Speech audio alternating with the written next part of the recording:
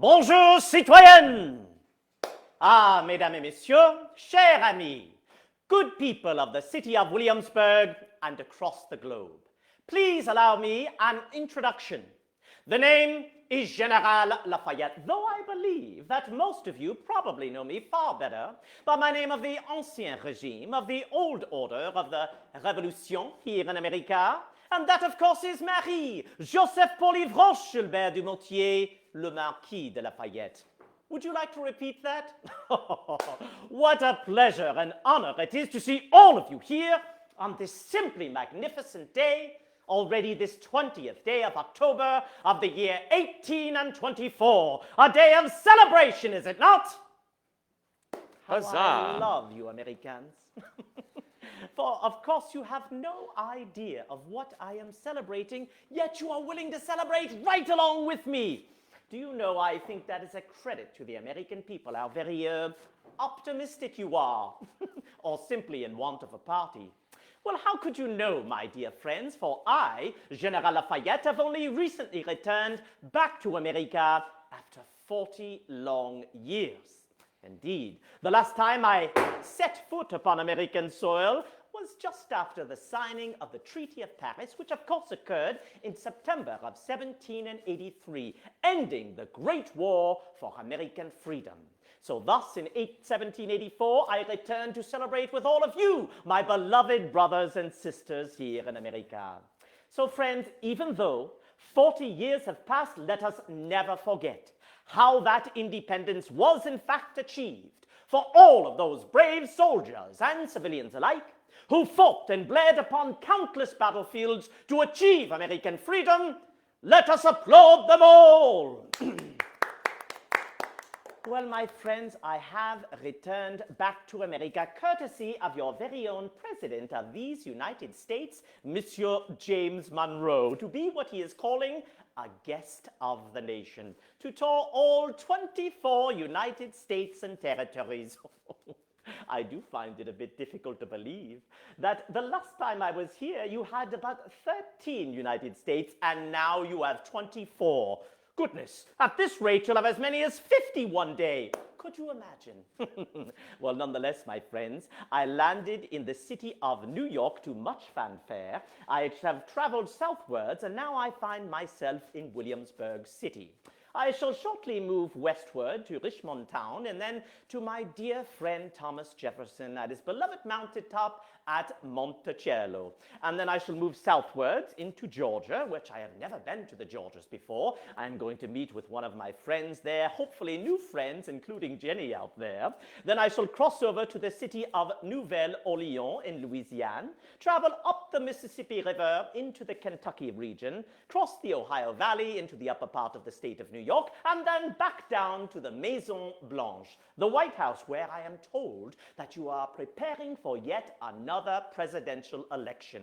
Perhaps Monsieur Monroe shall no longer be the president. When meeting in Boston with my friend John Adams, he said that his son John Quincy Adams was running for president, so perhaps he shall be your new elected representative. But my friends, it is truly a joy and pleasure to be back with all of you, my beloved friends here in America. In fact, last evening I attended a soiree, a wonderful celebration in Yorktown, no more than 13 miles from where we stand here in Williamsburg City. They were able to somehow procure the same tent that His Excellency General Washington used during the course of the siege. They used it to outline the dance floor. Oh, they also found some candles in the attic of the Thomas Nelson Jr. house. They were found in a chest marked G.R. for George Regent. Some said that it had belonged to Lord Cornwallis himself. But my friends, I do find it a bit difficult to believe that a chest of candles could have survived for 43 years in an attic in Tidewater, Virginia. But nonetheless, we did in fact enjoy ourselves dancing the popular dance of the third quarter of the 18th century, the minuets, the quadrilles, the Scottish reels, the cotillons. But my friends, in the course of the evening, I did notice to the right of the dance floor there was a cannon. Not unlike this cannon that I have here. Now, many of you might say, well, why, Monsieur le Marquis? Why would you remark upon a single cannon? You are a soldier. You have seen cannons for all of your life. Well, this cannon held a special place to my heart.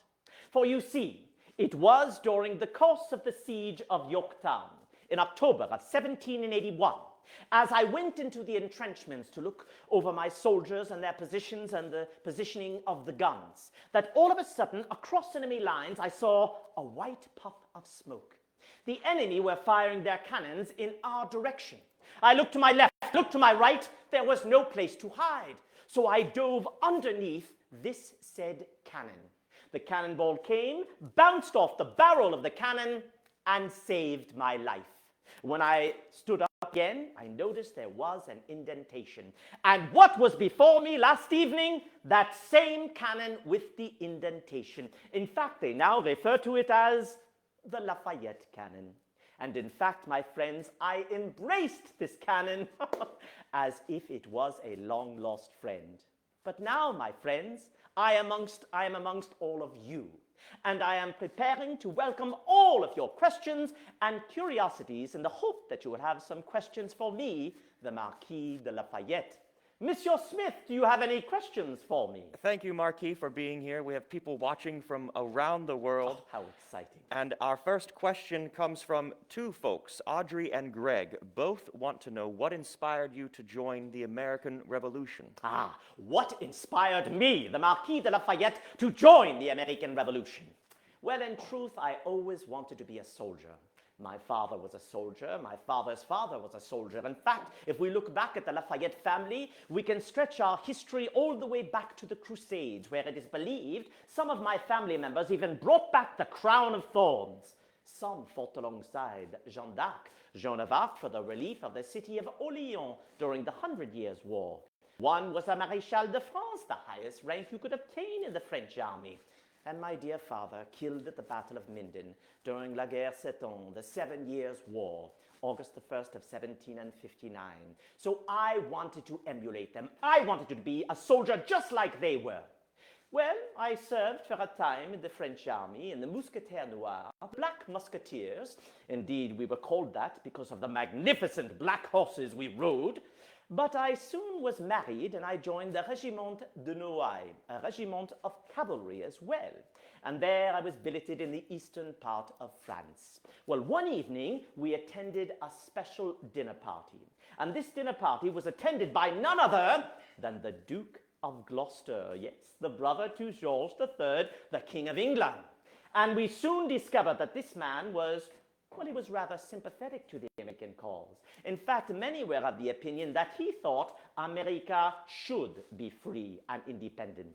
So we all listened in on what he had to say.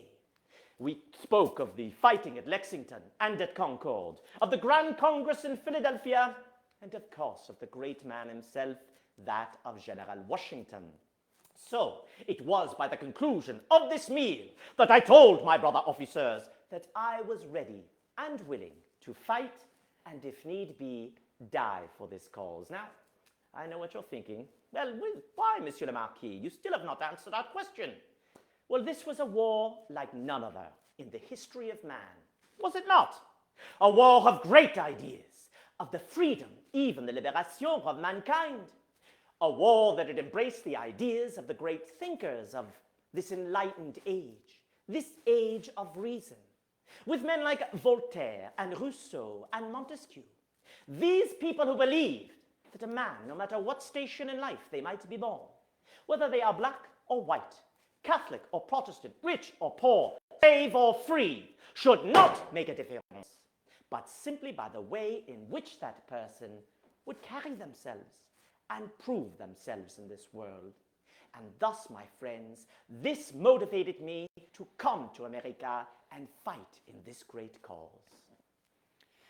Thank you, Marquis. As we understand, you were married at the time when you came to fight for the American Revolution.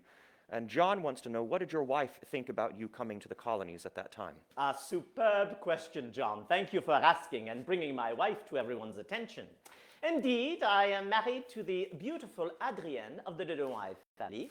Indeed, we were married on April the 11th of 1774. You see, ladies, I have not forgotten my anniversary. And it was an arranged marriage. I was but 16 and she was but 14. Now, an arranged marriage, though the custom is not very popular any longer, is one that will benefit both families. For example, perhaps one family will have a great and noble name that stretches back the centuries, and they have lost their fortune. Happens more often than not. Well, they might look for a family that does have a great fortune, but not such a noble name, so they can mutually benefit. In the case of my marriage, not only did we come from two great and noble families, but two great and noble fortunes. And on top of all of that, it was a marriage of love as well. Indeed, my wife has supported me in all of my endeavors. Indeed, though I must admit to you, she did not exactly know when I was going to depart for America, but she was still supportive and understanding of me. And upon my return from the war in America for the first time, indeed, all was forgiven, and all would be forgiven by the king and the queen and my father-in-law as well. So she has supported me in everything that I have done. Whether it is the war here in America, whether it is my fight against the horrible institution of slavery, whatever it might be, she continued to support me. But unfortunately, my dear friends, she passed on in 1807 of a malady she perhaps contracted while I was serving in prison by the Austrians from 1792 to 1797. But her memory, her support, her love of me shall never be forgotten. Because we're on domestic matters already, Marquis, I'm wondering if we can answer Christian's question from Germany. He's in the engineering corps, and he's wondering about your dances. And he wonders if you have a favorite dance, and if so, would you mind sharing it with us? Absolutely. Well, the gentleman asks, Christian from Germany, about dancing. It is an expectation for someone of the aristocracy, the nobility of which I was born into, as the Marquis de Lafayette, to not only be educated with reading, writing, arithmetic, Latin, Greek, or history, but also to learn the niceties of life. And that would be of your equestrian skills, of dancing, of the use of the épée, of the sword, to be a well-rounded gentleman. So of my favorite dances, on the top of that list would be a country dance called Trip to Paris. I think it is most appropriate. Now, though I do not have a dance partner at the moment, is there anyone out there who would like to dance with me, the Marquis de Lafayette? Perhaps that is a question for another time.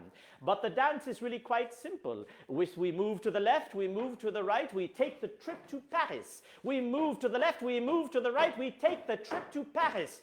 And then we dance around following our partner until we come back to the position that we began. It is truly a delightful dance that always puts a smile upon someone's face. And the next time, Christian, if you are able to come to Williamsburg City, perhaps we can show you this dance, A Trip to Paris. Well, speaking of dances, you can't have dances without music and instruments, and Deanna wants to know if you play any instruments. Diana, thank you for that question. Do I play any instruments? I am not gifted with the playing of any instruments, though I do love music. I love the great composers of this age and of the past ages, but unfortunately, I was not gifted in being able to play music. Now, of course, when I attend Mass, or as I was growing up, I would sing in choirs, but indeed, perhaps you don't want to hear my voice this day. Well, I don't know. It could be a treat. You aren't offering to sing for us? Certainly, I could sing a song for you if you like. Allons enfants de la patrie, le jour de gloire est arrivé. Contre nous de la tyrannie, l'étendard sanglant élevé. L'étendard sanglant élevé.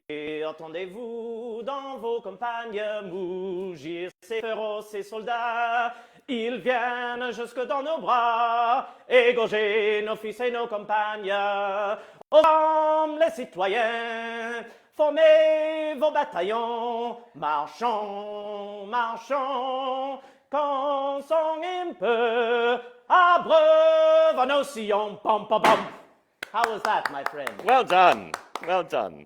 I wonder if we can move forward. We've been speaking about the American Revolution, but Audrey wants to know if you were inspired or what lessons you might have learned from the American Revolution that were brought to your country of France during your French Revolution. Indeed, the French Revolution itself was the inspiration behind it. Well, of course, you cannot speak of the revolution in France without the inspiration with the American Revolution, in which I was able to participate. And what were you fighting for here in America? Representation in government, the equality of man. It was really no different in France as well.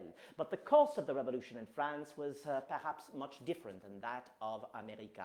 Now, I was fortunate in that I had the assistance of a dear friend that you all know well, the writer of your Declaration of Independence, Monsieur Thomas Jefferson, who had been dispatched to France in 1784 to serve as a sort of ambassador there. Well, upon my return from America in 84 into 85, I met with Monsieur Jefferson and we became fast friends.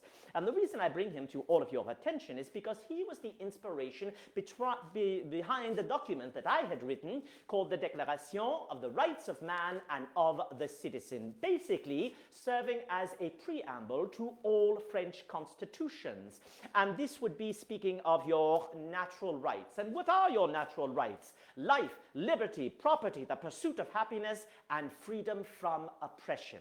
So it was the inspiration from Thomas Jefferson, from the Revolution, that inspired me to write this said document for the benefit of the French people, for they were in want of representation and equality.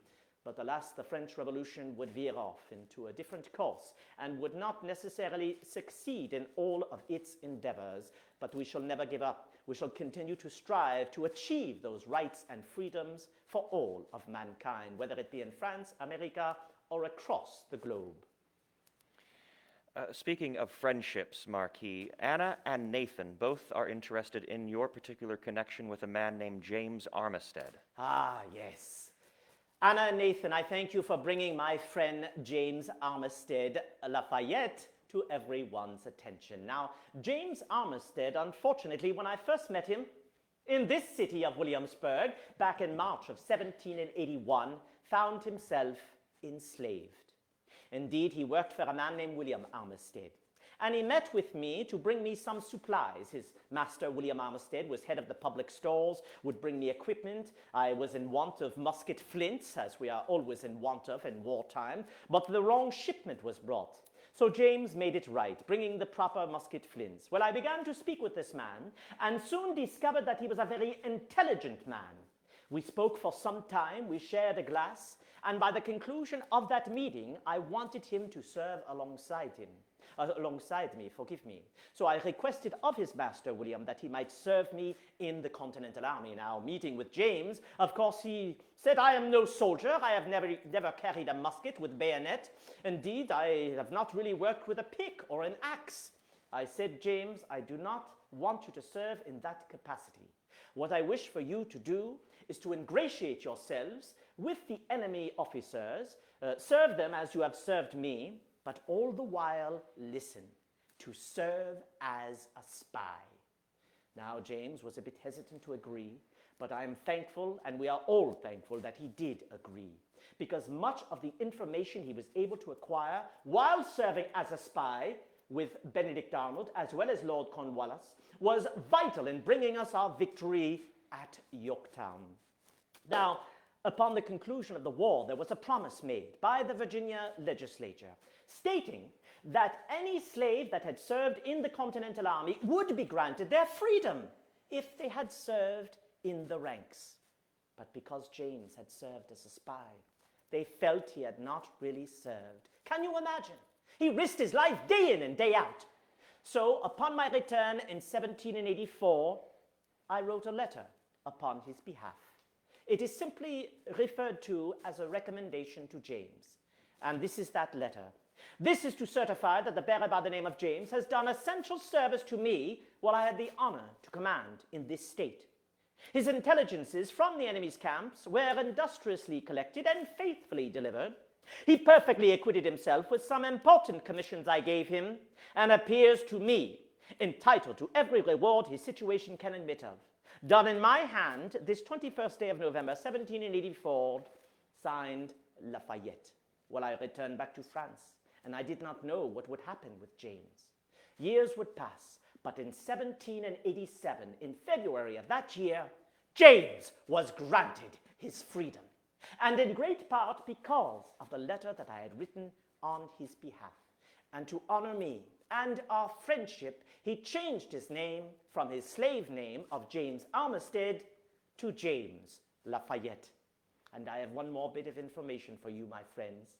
After leaving Williamsburg, I shall make my way to Richmond town, where I am looking forward to meeting with a free James and hear his gazette of what has occurred in the many years that have passed since we have been together. I look forward to that. Rita would like to know what song that was that you sang. Forgive me, Rita, I should have announced what song that was. That was the Marseillaise, or the song of the Sombre and Muse, which was originally the title, written in 1792 by Rouget de Lille. It was a patriotic song written at the early parts of the French Revolution, when, unfortunately, all of Europe had declared war upon us. So this song was an inspiration for the soldiers to pick up their muskets and to fight for the rights and freedoms that the revolution was fighting for. So it is referred to now as the Marseillaise, and that was the song I sang for you. Lafayette, you've spoken of a free man, now free, James Lafayette, and equally you've spoken of Mr. Thomas Jefferson. And John and D'Artagnan are wondering if you and Mr. Jefferson disagree on your opinions of slavery, and would that affect your opinion of Mr. Jefferson? Indeed. I thank you for your question in regards to would this question of slavery affect my friendship with Monsieur Jefferson. I understand that many of the people that I have met in my life and that I will meet in my life will not always be of like mind with myself. Perhaps that is for good reason. But that does not mean I no longer need to be friends with them. I must listen to what they have to say, try to understand it, and if I disagree, I disagree.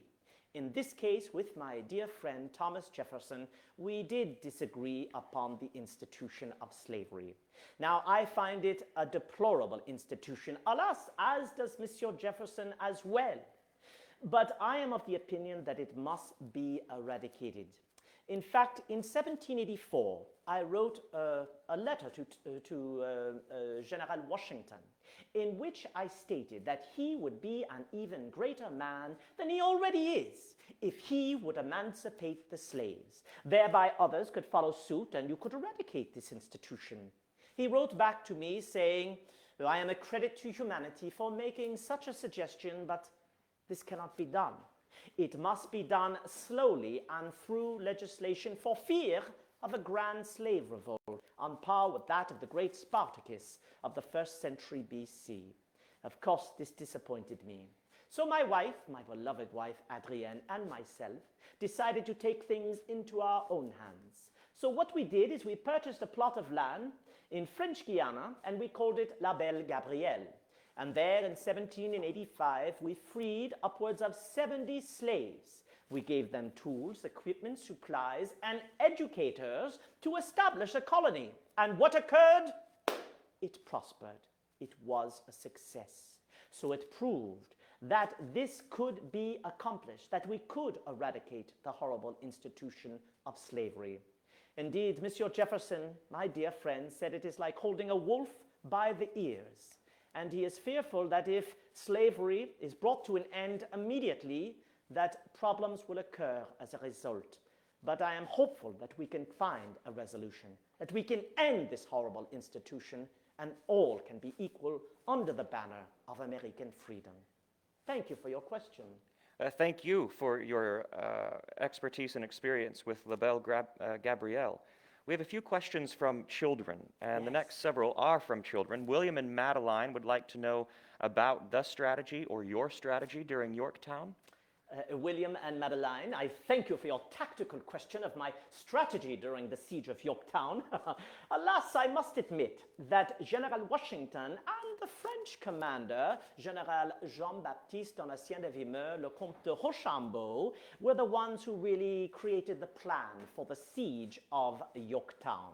Now, General Washington had sent me here to Virginia prior to the arrival of the French and American forces. Even though I am a Frenchman, I commanded American soldiers. So I fought what we like to call a cat and mouse campaign.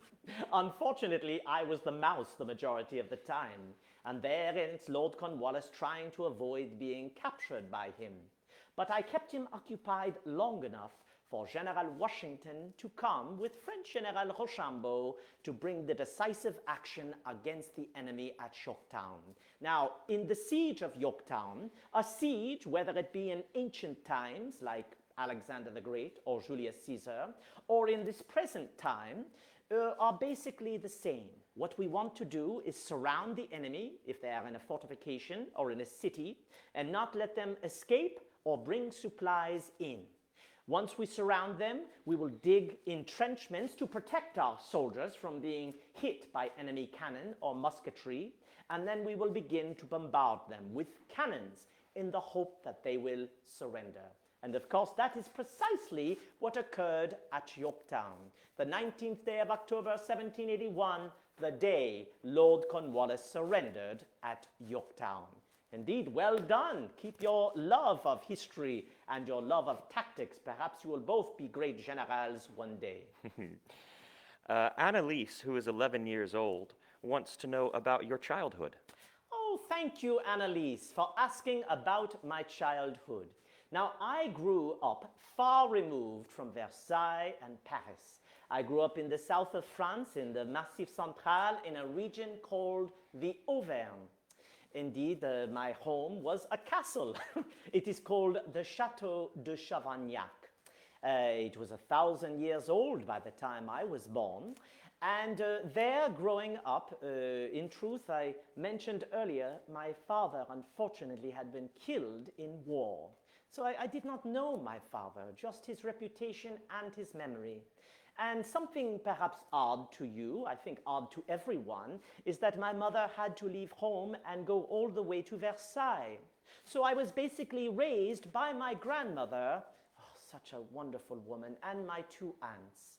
Now, I was given a tutor. I did not go to perhaps a school like you go to. So the tutor would educate me. His name was the Abbé Fillon. And he taught me reading, writing, arithmetic, Latin, Greek. I'm sure the same as you. And ultimately, he would also introduce to me the ideas of the philosophes, of these great thinkers of what we were calling this enlightened age. Eventually, I would make my way to Paris to attend the Collège du Plessis at the age of 12, and then I would go to the academy at Versailles. But my education growing up in that region was not only one of books, of reading, of writing, but also of adventure. For that region of France was well known. And indeed, there was a great Gaul chieftain. Before France became united as one kingdom, they were called the Gauls, and they lived in Gaul. And Vercingetorix was the leader of these Gauls who fought against Julius Caesar, and I tried to emulate him as I marched through the hills with my companions. So I will admit that I did have a joyful childhood growing up there with my grandmother and my two aunts. Thank you for your question.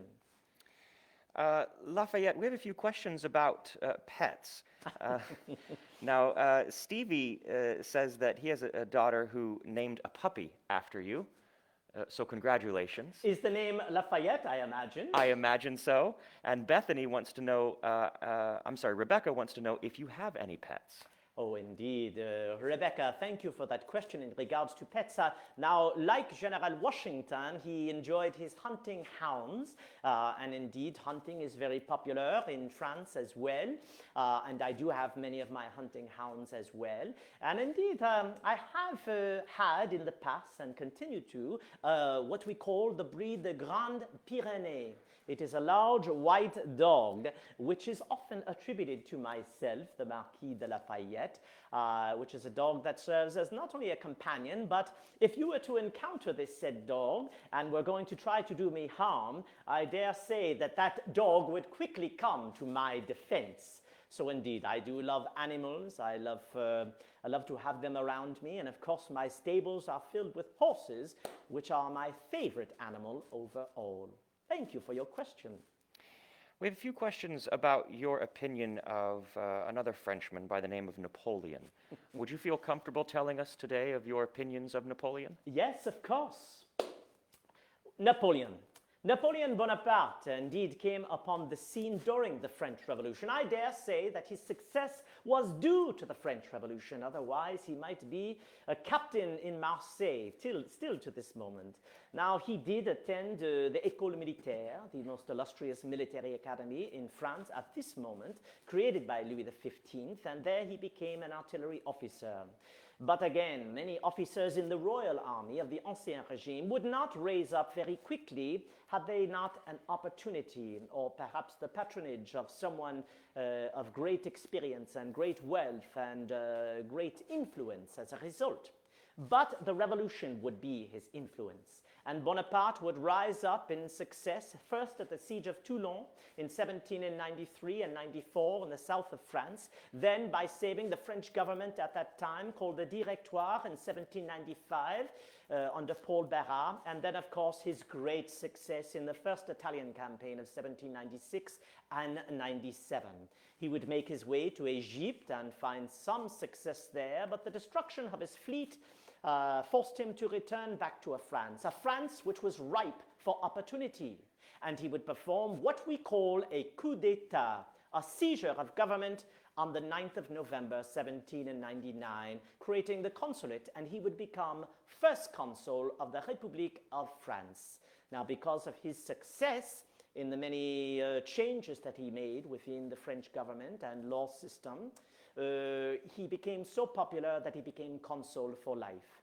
He did, admittedly, end 10 years of war, which had occurred from 1792 to 1802 with the creation of the Treaty of Amiens. And during that time, he created a new law code for France, the Code Napoleon, or the Code Civil, created the Banque de France, created a freedom for religion with a concordat with the Pope in 1801. So there were many successes, but I was of the opinion that France should not have a republic, but rather it should retain the constitutional monarchy. Different from the absolute monarchy that Louis XIV or even Louis XV had attained. A constitutional monarchy would keep the king as the chief executive, like your president of these United States, but we would have a much more extensive legislative body, unlike your Congress or the English Parliament, but in France we call it an Assemblée Nationale. Now, after these great reforms that Bonaparte had made, to solidify his place in the French government, he made himself Emperor of the French on December the 2nd of 1804. Unfortunately, from 1805 through 1815, France was involved continuously in wars in Europe. And so, thus, as a result, there were many hardships for the people of France and the countries that had to endure these wars as a result. Indeed, Bonaparte and myself did not get along terribly well. Firstly, because I was in want of a constitutional monarchy, and secondly, because I did not want to serve within his government. I must admit that he did many great reforms, and he brought the glory of France to such heights that it had never seen before, but I was still of the opinion that France should retain the constitutional monarchy, the one that is put in place as we speak in this year of 1824.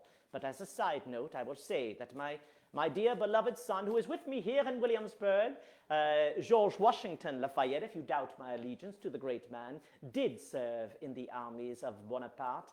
Unfortunately, he did not rise up in rank the way I think he should have, due in part because his father did not serve Bonaparte. Thank you, Lafayette. You and Napoleon both share an attribute, and that is that you were both arrested and imprisoned. Can you talk about your time in prison, why you were imprisoned? Indeed, yes. Bonaparte did in fact spend some time in prison, and by just a rare happening, he was able to avoid Madame Guillotine and lose his head. The same with me.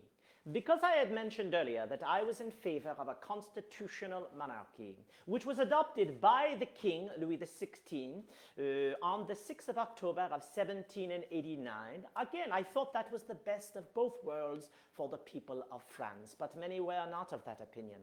Many were in want of changing the entire government of France, from changing it from a monarchy to a republique, and thus dissolving the monarchy and putting the king and queen to death. So it was at this time that I had found myself as commander of the Garde Nationale, a military force to retain order in the city of Paris itself. Well, as the revolution began to change, unfortunately, I would lose my position. In fact, I would resign my position and go back to private life. But when the king and queen were arrested of crimes against the state on the 10th of August of 1792 and then ultimately put to death, well, all of Europe would declare war upon France. I found myself once again serving as a general officer in the armies of France, but I was unpopular because of my opinions, because I wanted the constitutional monarchy and not the republic which was put in place. So thus even I, Lafayette, was called back to Paris to face a trial in which, had I gone, I most assuredly would have been found guilty and sent to the guillotine. So thus I decided, with my staff of the army that I commanded in the northeast of France, to flee across the border. I fled into Belgium, which was run by the Austrian army at that time, an enemy of France, and I was arrested. Think of this, my friends. I am fleeing the country of France, who thinks I am an enemy of the revolution, into the hands of the Austrians, who think I am the symbol of the revolution. So thus I was thrown in a series of prisons. The one prison I spent the most time was the fortress of Olmütz, in the heart of a region known as Moravia, in the Habsburg or Austrian Empire. And there from 1795 until 1797, I remained imprisoned. To the credit of my beloved wife, she joined me of her own wish to support me there, along with my two daughters. My son had been sent to America for safekeeping. But finally, after General Bonaparte had performed so successfully against the Austrians and marched to Vienna in 1797, part of the negotiations was my release. But I was not even permitted to return back to France. For the French government at that time that I have spoken of, the Directoire, headed by Paul Barras, felt I was so popular that I would try to take over the government of France. Nothing was further from the truth. So thus I remained in a small town in the Holy Roman Empire, waiting for an opportunity to return. And when Bonaparte performed his coup d'etat in 1799, eventually I would return back to France. So yes, my time in prison, particularly that of the fortress of Olmütz, was a very difficult time indeed. Well, we're happy you survived and you're here today. We have just a few more moments left. We have several questions and we cannot get to them all, but we can perhaps get to 2 or 3 more. You mentioned earlier writing the Declaration of Rights of Man and the Citizen. And Mackenzie wants to know specifically, what are your opinions of the rights of women? Yes, indeed. Mackenzie, I thank you for your question. I speak of this document, the Declaration of the Rights of Man and of the Citizen. What are my opinions of the rights of women?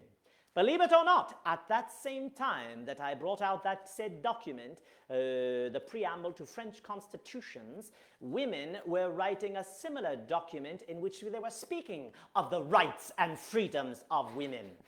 Alas, it did not take hold the way my document did, but I dare say it was a beginning. The seed had been planted for the future in the hope that you ladies, like yourself, Mackenzie, might find success and rights and freedoms equal to those of your gentlemen counterparts. Perhaps you, Mackenzie, shall make the difference in your world that you come from.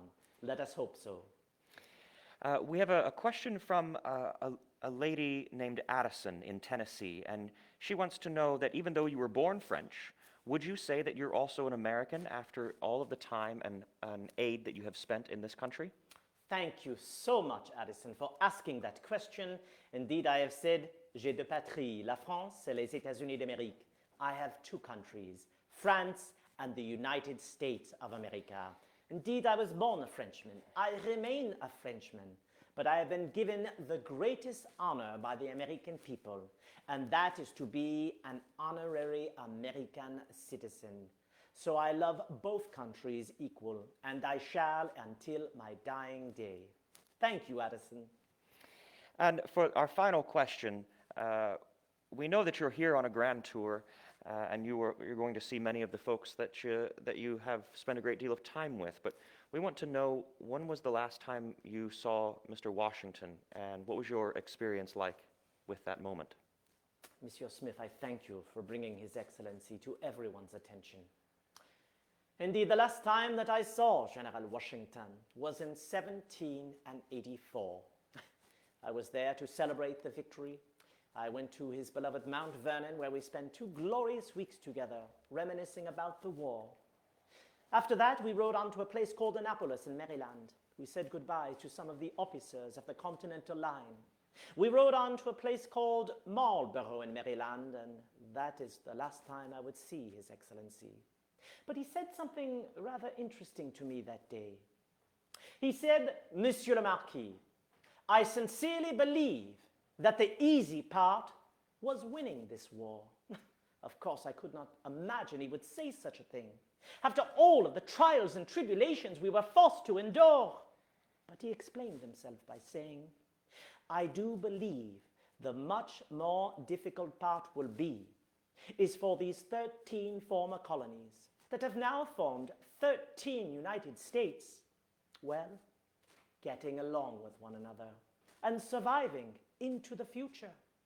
Well, my friends, look at how far you have gone. From 13 to 24 United States, you have endured war, civil strife, turmoil, yet you have endured. And why is that? I dare say it is because of the foundation that was built at the price of so much sacrifice and blood by you, the American patriot. In fact, I will go further. I will say that one day this nation shall serve as a beacon for all other nations throughout the world as the truest example of freedom and independence. God bless you all, my dear friends. I look forward to seeing all of you again very, very soon in Williamsburg or wherever it might be. Stay safe, stay healthy, and keep your love of history, for all the answers to the future can most assuredly be found in the past. Goodbye for now, my friends.